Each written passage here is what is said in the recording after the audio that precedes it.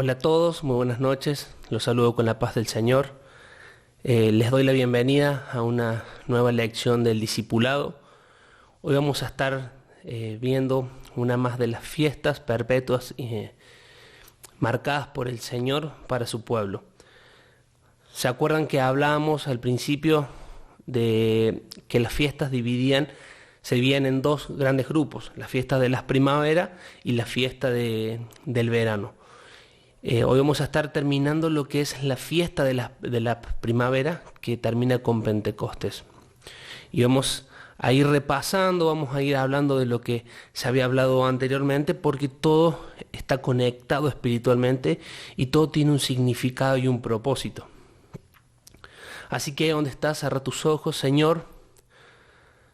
Te damos gracias porque tú eres bueno, Padre, porque hasta hoy tú has hablado, tu misericordia se ha manifestado en nosotros, porque tu vida se ha hecho presente en cada uno de nuestros hogares, Señor.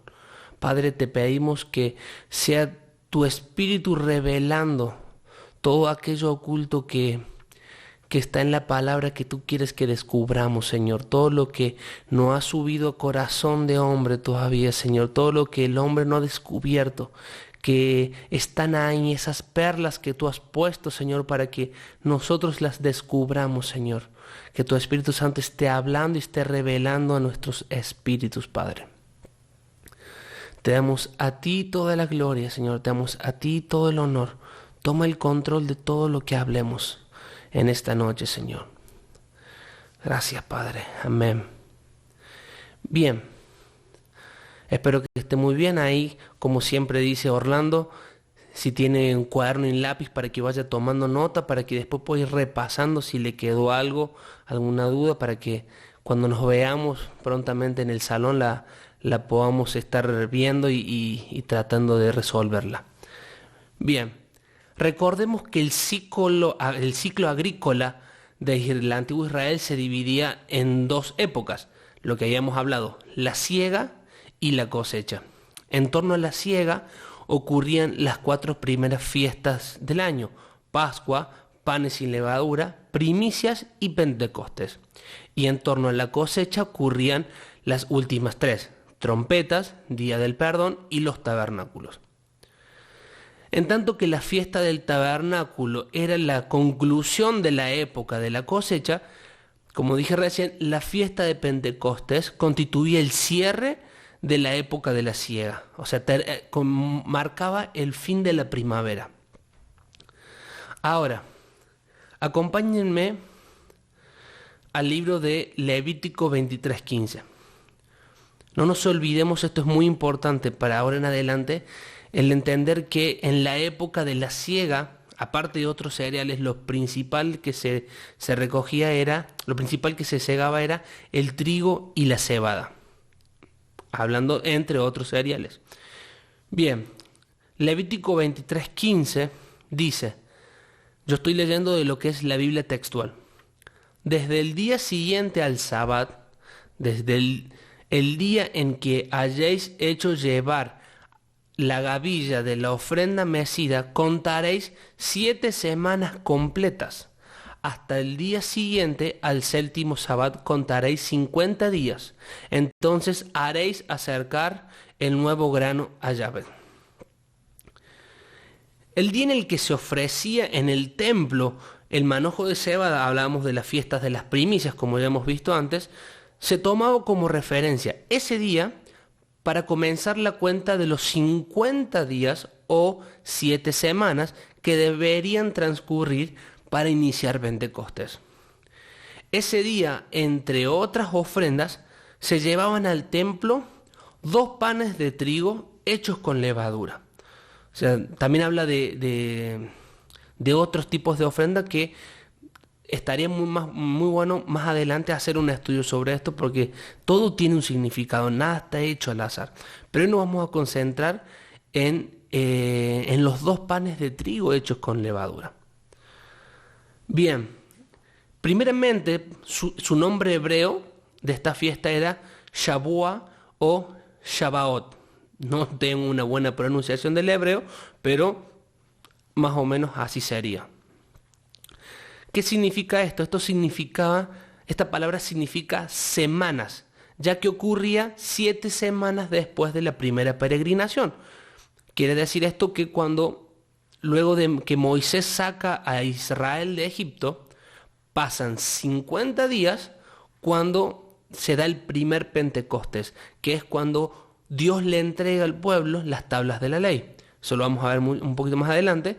Dice, pero se le da este nombre porque pasaba 50 días después de Pascua y normalmente se daba entre los meses de mayo y junio de nuestro calendario, correspondientes al calendario hebreo original, al tercer mes o el mes de Sivan.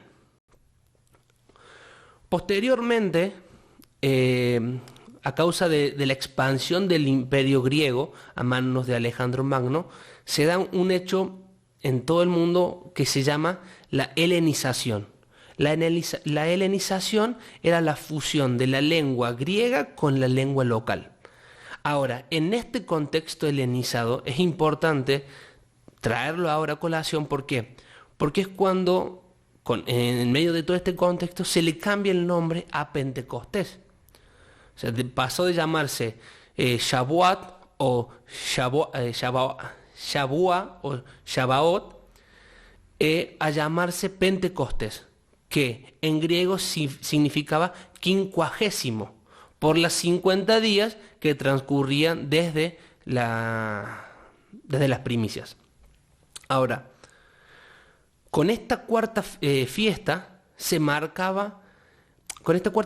que marcaba el justo medio del ciclo agrícola, concluía la época de la siega. O sea, habíamos hablado que terminaba la época de la primavera. Y el producto segado durante estas fechas era el trigo, con el que se elaboraban los panes con levadura que eran llevados al templo en Jerusalén como ofrenda. Si nosotros nos vamos ahora a Levíticos 23:17, ahí es donde dice: desde vuestros asentamientos llevaréis 2 panes de 2 décimas de flor de harinas, horneados con levadura, como ofrenda mecida, como primicias a Yahvé.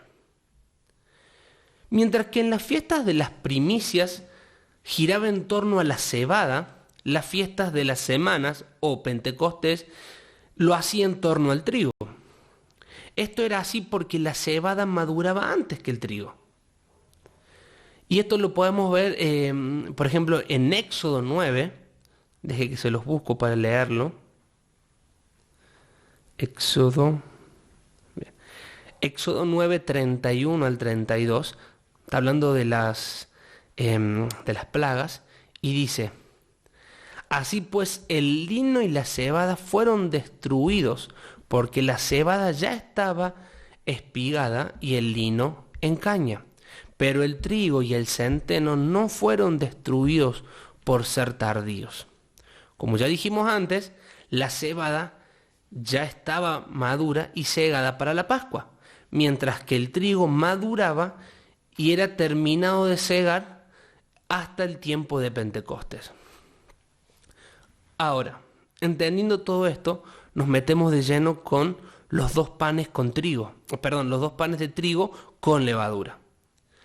Y para poder entender espiritualmente un poco Pentecostés, es necesario saber que el Señor Jesucristo, al igual que la cebada inauguraba un ciclo agrícola, Él inicia una primera época profética en nosotros. O sea, una primera época profética en nosotros, en su pueblo. Al igual que el trigo, y nosotros, al igual que el trigo, en el antiguo, concluiremos al ser llevados al templo celestial. Entendamos esto. Desde que se celebra la primera Pascua, hasta que el Señor celebra la Pascua y Él marca un tiempo, se habían celebrado muchas fiestas anteriormente. Ya se habían celebrado muchas Pascuas, muchas primicias, muchos Pentecostes. ¿Por qué? Porque era una fiesta que el Señor había instituido. Ahora, no nos olvidemos esto, todo lo que pasaba en el Antiguo Testamento, todo lo que había sido bajado en Moisés y que se cumplía a rajatabla, era sombra de lo que estaba por venir. O sea, el cordero que se sacrificaba en Pascua era sombra de lo que iba a venir después. Del cordero sin manchas, que era Jesús, que iba a entregar su vida por nosotros. Entonces, Él ahí marca un nuevo tiempo. Él celebra la Pascua de otro punto de vista, o sea, desde otra perspectiva espiritual. Ya no como un rito, ya no más como una liturgia de, es el tiempo de la Pascua, tenemos que hacer los panes, tenemos que sacrificar el cordero.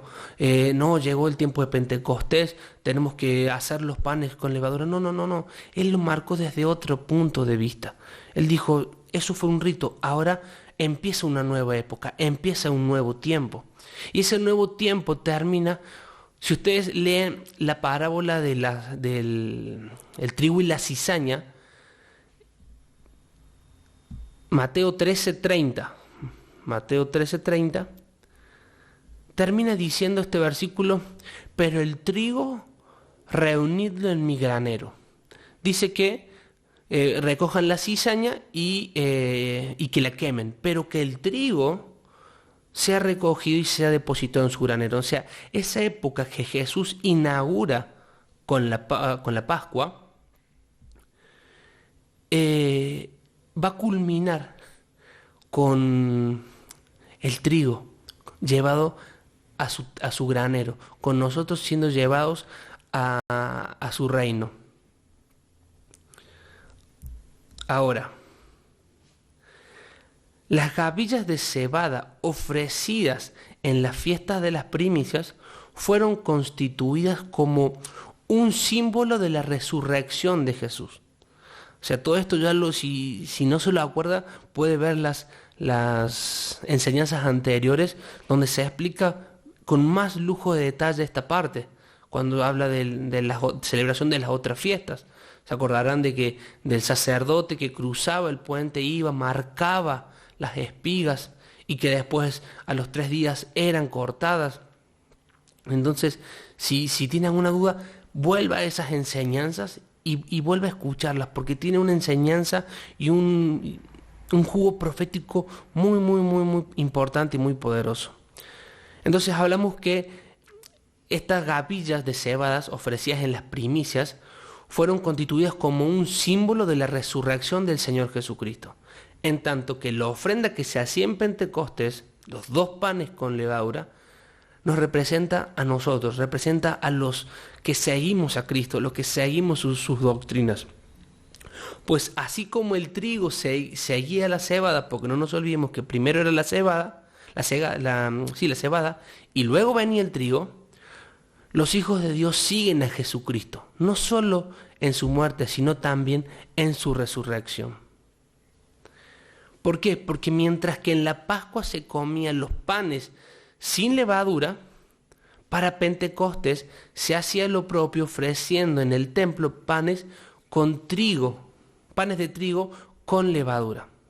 Perdón, ahí siempre se me lengua la traba un poco ahí, pero habla de panes de trigo con levadura. Ahora, mientras que los panes de cebada sin levadura simbolizaban el cuerpo sin pecado de nuestro Señor Jesucristo, no nos olvidemos que Mateo 26:26 dice, y tomando el pan Jesús y habiéndolo bendecido, lo partió y dándoselo a sus discípulos dijo, tomad, comed esto que es mi cuerpo. Hablamos de un pan de cebada sin levadura. Él partió ese pan diciendo, este es mi cuerpo que es partido por ustedes. Mi cuerpo sin mancha, sin pecado, porque no nos olvidemos que en estas fiestas la levadura simbolizaba el pecado. Por eso era necesario que en la fiesta de Pascua sacáramos toda la levadura de la casa. Entonces hablaba de un cuerpo sin pecado. Este es mi cuerpo, dijo el Señor. Un pan de cebada sin manchas. Ahora, los panes de trigo con levadura nos representan a nosotros con nuestro cuerpo actual. Porque aunque interiormente, aunque nuestro cuerpo viene de una raíz de pecado, porque a causa del pecado de Adán, nosotros hemos sido ya concebidos en pecado. O sea, David dice, en pecado he sido concebido. ¿Por qué? Porque hay una raíz de iniquidad que viene desde Adán por culpa de su pecado, que afecta a nuestros cuerpos naturales.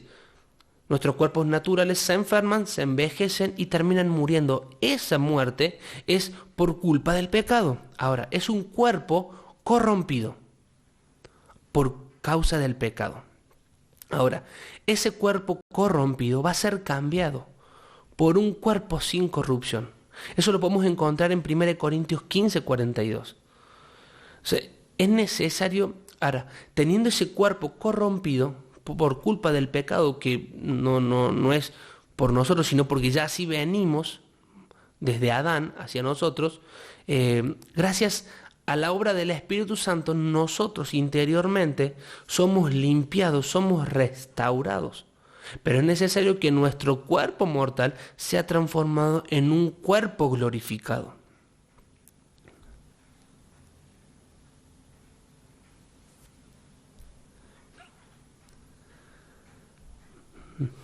Ahora, esto nos da el pie para entrar en uno de los propósitos, o el propósito más conocido por el que se narra Pentecostés, que es el derramamiento del Espíritu Santo.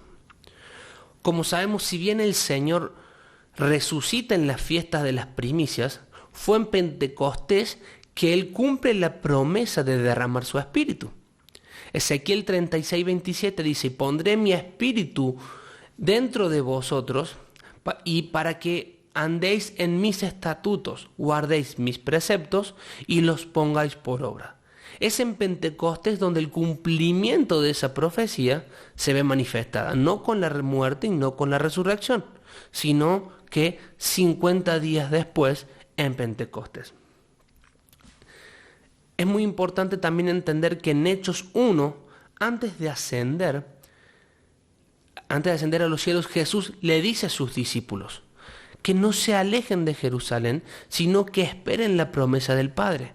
Él estaba ahí con sus discípulos y sus discípulos le decían, Señor, ¿vas a unificar de nuevo Israel? Porque no nos olvidemos que después de la muerte de Salomón, Israel se divide en lo que es Israel y lo que es Judá. Entonces dice, ¿vas a unir de nuevo Israel? ¿Nos vas a librar de los romanos? ¿Vas a vencer al imperio romano? Y el Señor les dice, no se alejen de Jerusalén. Todo esto parafraseado, ¿no? No se alejen de Jerusalén, sino que esperen la promesa del Padre. Porque dice, porque Juan ciertamente bautizó con agua, pero vosotros seréis bautizados con el Espíritu Santo dentro de no muchos días. Y así como las tablas de la ley fueron entregadas a Israel 50 días después de la salida de Egipto, el Espíritu Santo se comienza a derramar sobre los que creyeron en Jesús, como señal del inicio del cumplimiento de la promesa de un nuevo pacto. No nos olvidemos que, es más, cuando ellos van y al aposento alto a esperar el cumplimiento de esta promesa, no tuvieron que esperar 50 días, sino que tuvieron que esperar pocos días. Redondeémosles 10 días.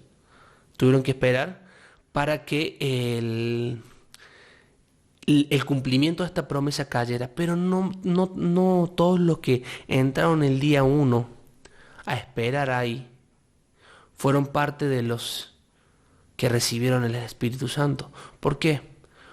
Porque estoy más que convencido de que no todos le creyeron, no todos estaban convencidos, valga la redundancia, de que lo que el Señor había dicho, porque a medida que pasaban los días, la impaciencia empezó a ganar. Y muchas veces, ¿saben qué, hermanos? Nos pasa eso a nosotros. La impaciencia de no ver la respuesta del Padre hace que nos perdamos el cumplimiento de la promesa.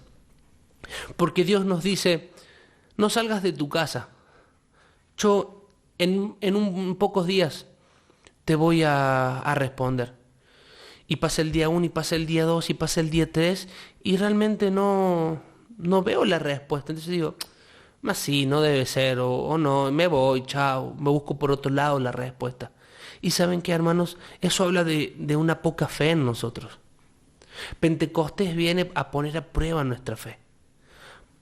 Porque hay que esperar en algo que no sabes cuándo va a ocurrir, sino que lo que vos sabes es que va a ocurrir. Porque el Señor lo dijo, Él dijo, voy a derramar de mi espíritu. ¿Cuándo? En pocos días. Pero no nos olvidemos que el Señor venía de un lugar atemporal nuestro. O sea, Él viene de un cronos donde un día pueden ser 1000 años y 1000 años pueden ser un día. Entonces, ¿cuánto tiempo va a pasar para que se cumpla? No lo sabemos. Dios ha hecho una promesa sobre tu vida. Bien, ¿cuándo se va a cumplir? No lo sabemos. Lo que sí sabemos es que se va a cumplir. Si Dios te prometió algo, yo te puedo asegurar que se va a cumplir. No sé cuándo, no sé de qué forma, pero sí sé que se va a cumplir, porque si Él lo dijo, es verdad. Entonces pone a prueba nuestra fe. Él les dijo, quédense y espérenme. Y los que se quedaron esperando, aún viendo que la situación no pasaba nada, porque los días pasaban y el cumplimiento no venía, y tampoco sabían lo que iba a pasar, porque el Señor no les dijo que iban a caer como iba a haber un estruendo, e iban a caer lenguas de fuego. Les dijo, voy a derramar mi espíritu. Entonces no sabían cuándo iba a pasar, no sabía cómo iba a pasar, y no sabía qué consecuencias o qué efectos iba a tener eso. Solamente ellos estaban ahí porque Dios les dijo, esperen. Entonces, muchas veces nosotros tenemos que esperar en sus promesas. Si Él nos dice, esperen, nosotros esperamos. Si Él nos dice, actúen, nosotros actuamos. O sea, no podemos hacer lo que a nosotros nos parezca lo correcto, o a lo que a nosotros nos parezca lo mejor, cuando en realidad lo que tenemos que hacer es obedecerle. Tantos problemas nos ahorraríamos si realmente hiciéramos lo que Él nos dice y no lo que a nosotros nos parece. Ahora, volviendo un poco a esto, el Señor cumple su promesa. Empieza a derramar en Pentecostés su Espíritu Santo sobre los que estaban reunidos en el aposento alto. Pero ¿saben qué? Efesios 3, se los voy a leer. Efesios 3 del 4 al 6 dice, que Él no se dio a conocer a los hijos de los hombres en otras generaciones, como ahora fue revelado a sus santos apóstoles y profetas por el Espíritu. Que los gentiles son coherederos y miembros del mismo cuerpo y copartícipes de la promesa en Cristo Jesús por medio del Evangelio. Esto nos dice, amados, que nosotros somos copartícipes. O sea, lo que los apóstoles recibieron en Pentecostés también está a disposición nuestra. Ese derramamiento del Espíritu Santo, esa llenura del Espíritu, ese empoderamiento que ellos tuvieron ese día en Pentecostés, también está para nosotros. Solamente que muchas veces tenemos que buscarlo y esperar a que llegue a nuestra vida. Nada más que somos muy impacientes y queremos ya, todo ya, Señor. Y el Señor te dice, espérame unos días y yo te voy a llenar de mi poder. Haz esto y yo te voy a empoderar de una forma en la que nunca antes tuviste poder. No, Señor, no quiero esperar. Bueno, ¿hasta cuándo, Señor? No, espérame. Bueno, Señor, pero 1, 2, 3 días. ¿Cuánto voy a esperar? ¿Cuántas veces tengo que esperar, Señor? Espérame, dice el Señor. Necesitamos aprender a esperar en Él para que su promesa se cumpla. No nos olvidemos que si Él habló, Él lo va a cumplir. Durante la fiesta se llevaban 2 panes con levadura ante el sacerdote en el templo. Esto es el otro significado espiritual que tiene, porque nos quedamos con el derramamiento del Espíritu. Y sí, eso es verdad, pero anteriormente había algo simbólico, lo que hablamos recién de la sombra, que era los 2 panes con levadura amasados con aceite de oliva. No nos olvidemos que en Levíticos 2 manda a que los panes fueran amasados con aceite de oliva, que representaba al Espíritu Santo. Entonces, esa unción que tenía ese pan con levadura, pan con pecado, era santificado por el aceite de oliva. También había un mandato en Levíticos 2 de que toda ofrenda debía estar acompañada con aceite de oliva. ¿Qué nos dice esto? Que así como el aceite de oliva era el que transformaba el sabor del pan con levadura, así el aceite de oliva nos transforma a nosotros y nos llena y se impregna en cada parte de nuestro ser de un cuerpo con pecado. Porque ¿saben qué? Es necesario que el Espíritu Santo entre en nosotros. ¿Para qué? Como dijo el Señor, cuando venga el Consolador, Él os guiará a toda verdad. Y el guiarnos a toda verdad habla también de una convicción de pecado. Entonces, una de las funciones que trae es manifestar la levadura que hay en nosotros para poder autoconfrontarnos y quitarlas. ¿Por qué? Porque el objetivo nuestro es quitar la levadura. Y el aceite de oliva va a descubrir, el Espíritu Santo va a descubrir cuáles son los rastros de levadura que hay en nuestros panes para que sean quitados. Porque el cumplimiento profético de esta fiesta ocurre en Hechos 2, 1 y 4. ¿Por qué? Porque hasta ese entonces lo único profético que tenía Pentecostés era el pan con levadura impregnado de aceite de oliva. Y el cumplimiento profético espiritual, luego, hablando de una nueva época, de un nuevo tiempo inaugurado por Jesús, habla de una llenura del Espíritu Santo, el aceite de oliva, en panes con levadura, que somos nosotros. Ahora también, para que entendamos esto, Dios decidió depositar su Espíritu en nosotros. ¿Para qué? Para que seamos portadores de su gloria, para que nosotros anunciemos las buenas nuevas de aquel que nos sacó del reino de las tinieblas y nos depositó en el reino de la luz. Pentecostés viene para empoderarnos a nosotros, no para ser un rito más, sino viene para ser un antes y un después. Porque no nos olvidemos que Pentecostés marca el fin de la primavera. Y eso tiene otros cumplimientos proféticos que ya vamos a ver, pero quiero quedar un ratito con esto. Pentecostés viene a tu vida para llenarte del Espíritu Santo, pero no para que te gloríes tú, sino para que mueras. Porque no nos olvidemos que para que el trigo se convierta en harina, para poder tomar forma y convertirse en pan, debe morir. Entonces esa muerte nos trae vida en él. Y esa muerte hace que resucitemos. Y así como muere la cebada para convertirse en el pan de la Pascua, así como Cristo murió y resucitó y fue transformado y llevado en un cuerpo con gloria, nosotros que somos los que le siguen a la cebada, que somos el trigo, hacemos lo mismo, morimos para que Él viva en nosotros, para que Él se manifieste, para que cuando la gente me vea a mí, no vea a Josías, sino que vea al Padre de las luces. Amén. Ahora, datos para que tengamos en cuenta. Hay 3 cumplimientos proféticos a resaltar relacionados con Pentecostés.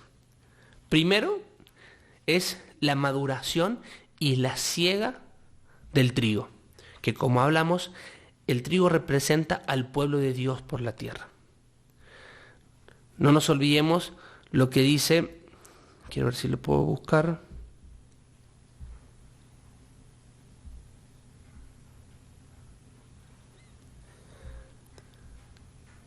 Lo que dice Apocalipsis 14, 14 al 16. Dice, y vi, y aquí una nube blanca sobre la nube uno sentado semejante al Hijo del Hombre, que tenía en su cabeza una corona de oro y en su mano una hoz afilada. Y salió del santuario otro ángel, clamando con gran voz al que estaba sentado sobre la nube: envía tu hoz y ciega, porque la hora de cegar ha llegado, pues la mies de la tierra está madura. Y el que estaba sentado sobre la nube arrojó su hoz a la tierra, y la tierra fue cegada. La fiesta de Pentecostés gira en torno al trigo, el cual simboliza a los seguidores de Cristo, esparcido entre todas las naciones. Y hemos de entender que alude a todos los que hemos puesto nuestra esperanza en la promesa de resurrección de los justos. Primera de Pedro 1:3 dice: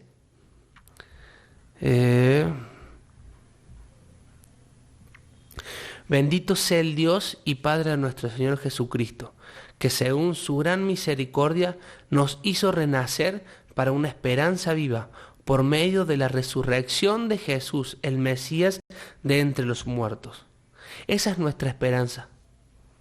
Que cuando sea el tiempo y la hora de la venida de nuestro Señor Jesucristo, nosotros vamos a resucitar en un cuerpo glorioso, así como Cristo fue resucitado entre los muertos. Nosotros vamos a ser resucitados y llevados a su templo. Esa es una de los cumplimientos que tiene Pentecostés, la maduración y la siega del trigo. Otro, que fue el que hablamos recién, es el derramamiento del Espíritu Santo. Estaba profetizado que las tablas de la ley serían sustituidas por el Espíritu del Señor. Yo pondré mis tablas en su corazón, dice el Padre, lo cual constituye el nuevo pacto bajo el cual hoy nosotros estamos.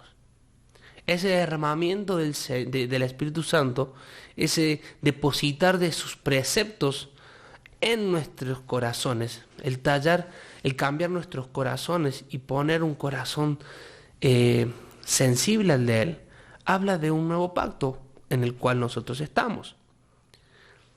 Y el último cumplimiento es la espera de la gran tribulación. No nos olvidemos de nuevo que Pentecostés marcaba el final de la primavera y el inicio del verano. Acorde al calendario agrícola, Pentecostés marcaba el inicio del verano. Durante estas se festejaban otras 3 fiestas. Durante el verano se efectuaba la trilla. Y esta trilla simboliza la gran tribulación que ya viene sobre la humanidad. Ahora, repasemos un poco para ir finalizando las 4 fiestas de las primaveras. Y algo que quiero marcar acá son hechos puntuales que ocurrieron en esta fiesta de las primaveras. Primero, Pascua, el sacrificio del Señor Jesús. El sacrificio de Él como cordero inmolado pasa en Pascua.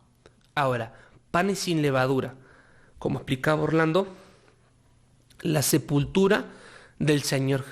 Ahora, primicias, la resurrección del Señor.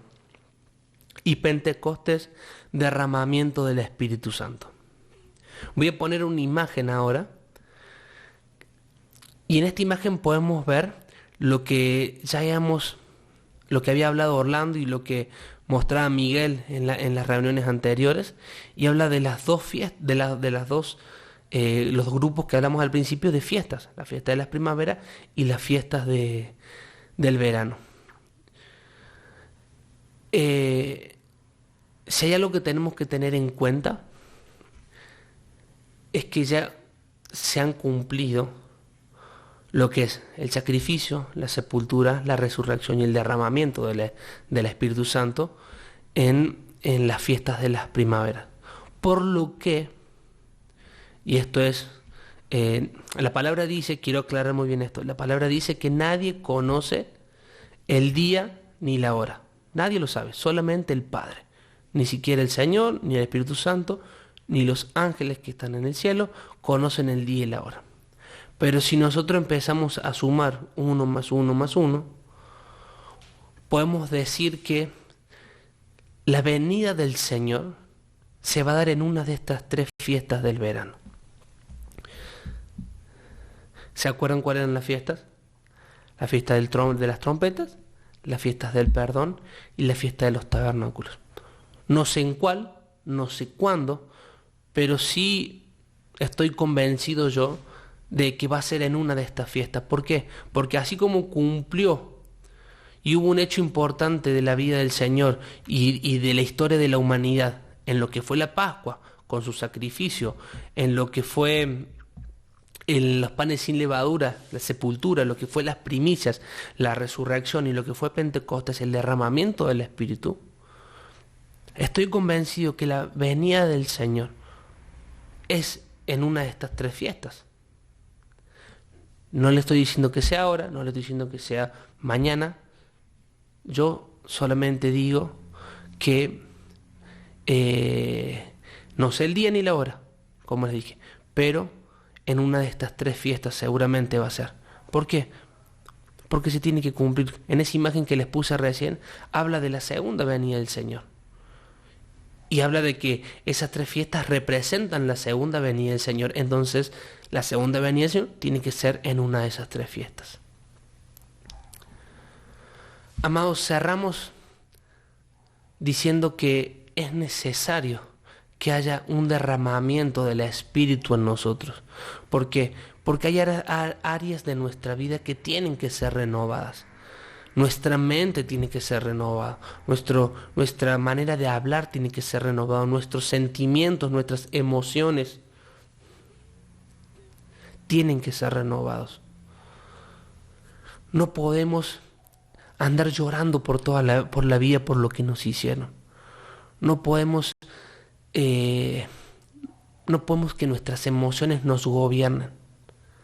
Necesitamos que el Espíritu Santo nos renueve, nos llene de su presencia, nos llene para que seamos transformados a imagen y semejanza de Él. Señor, te damos a ti toda la gloria, Señor, porque cada vez que estudiamos tu palabra, cada vez que estudiamos las fiestas que tú has puesto, Señor, las promesas que tú has hecho, nos damos cuenta que todo es perfecto, Señor, que todo tiene un cumplimiento a la perfección, que nada se te escapa, Señor, ni el más mínimo detalle se escapa de ti, Señor. Tú has hecho todo perfecto para que haya un cumplimiento y para que haya una manifestación y para que el mundo vea que tú eres Dios, que tú eres nuestro Señor. Padre, te pedimos que renueves nuestro entendimiento, renueves nuestra mente. Si alguno que está viendo este video, Señor, no ha sido lleno con tu Espíritu Santo, ahí donde está en su casa, tú lo puedas sorprender, tú puedas renovar sus lenguas, tú puedas llenarlo, Señor, tú puedas introducirlo en ti, Padre. Porque un derramamiento, Señor, de tu Espíritu no es nada más ni nada menos que ser introducidos dentro de ti, Padre. No eres tú en nosotros, sino nosotros en ti, Jesús. Tú eres el camino, tú eres la verdad, tú eres la vida, Señor. Y necesitamos para este tiempo que viene una renovación, una llenura de tu Espíritu para enfrentar los últimos días, Señor, para enfrentar los tiempos finales, donde habrá gente que nos quiera confundir, donde habrá gente que nos quiera apartar, pero necesitamos de tu Espíritu Santo, que es el que nos guía toda verdad, Padre. Señor, yo oro por los que están escuchando este mensaje, que te puedan conocer a ti, Señor, que su fe en ti sea renovada, Padre, y que tú te glorifiques en sus vidas y en su familia. Te damos, Señor, toda la gloria y toda la honra a ti, Padre. te amamos y te bendecimos, Señor. Amados, me despido y nos vemos en las próximas enseñanzas. Que tengan buenas noches.